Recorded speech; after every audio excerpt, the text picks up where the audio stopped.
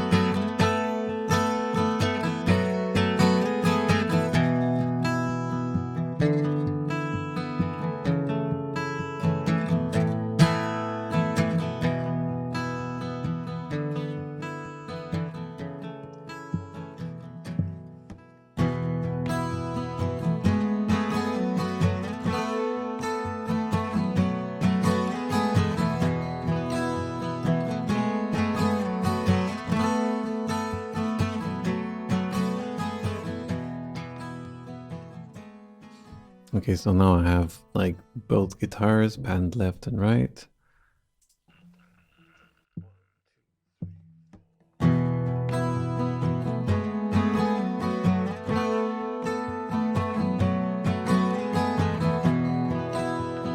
So the only thing I did is I did a little splice here on the second guitar because I didn't like the original chord sweep. If you listen to that, that's the original take.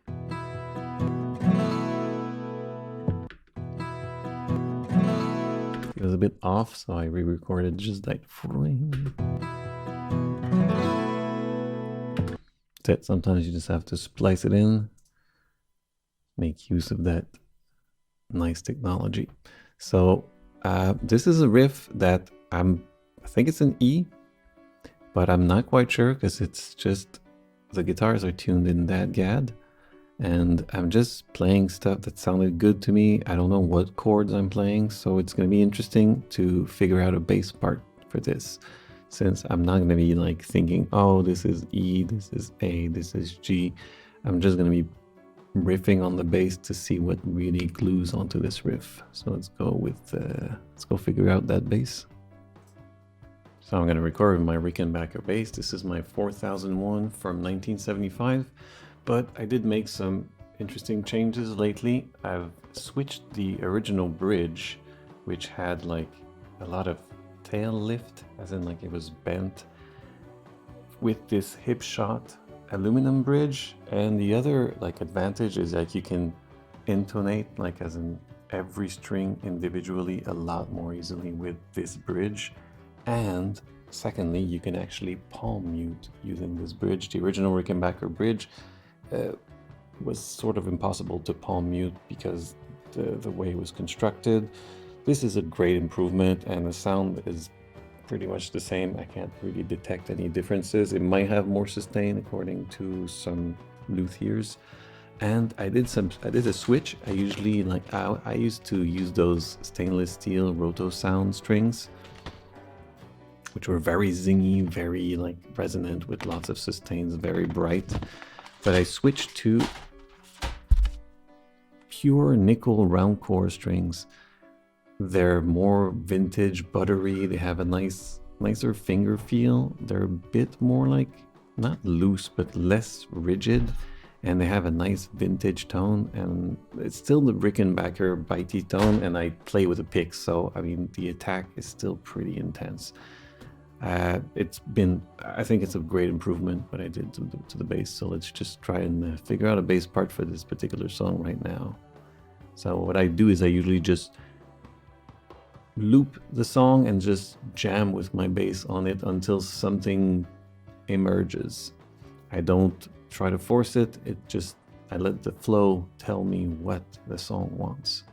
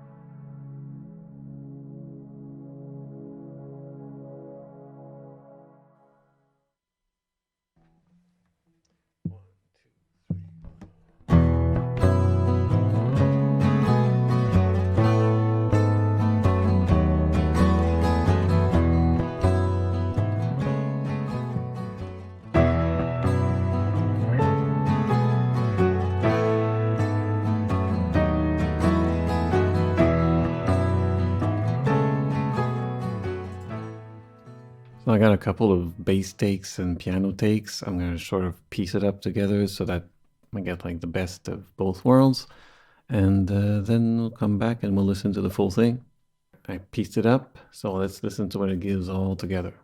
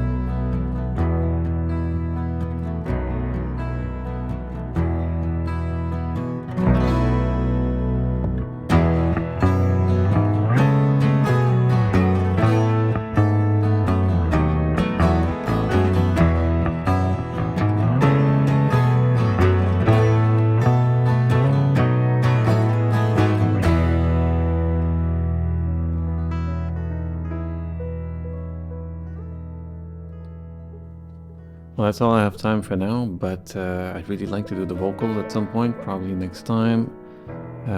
It's a very happy song. It's unusual, especially for the time period where I wrote it, so it really stuck out when I was looking at old stuff, and I wanted to give it its fair shake. And I think the parts are coming in together. We'll see if that makes a final version, or I'll redo it at some point. I see it more as exploration of arrangement space right now, and continue that song next time maybe. So see you next time. Ah oui, ouais, c'est anglais.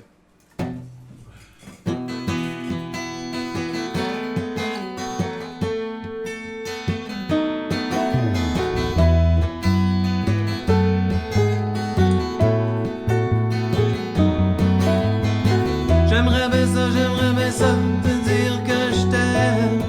Mais ça va causer ben trop. Je brûlerais de l'encens dans tes beaux yeux, la fumée bleue.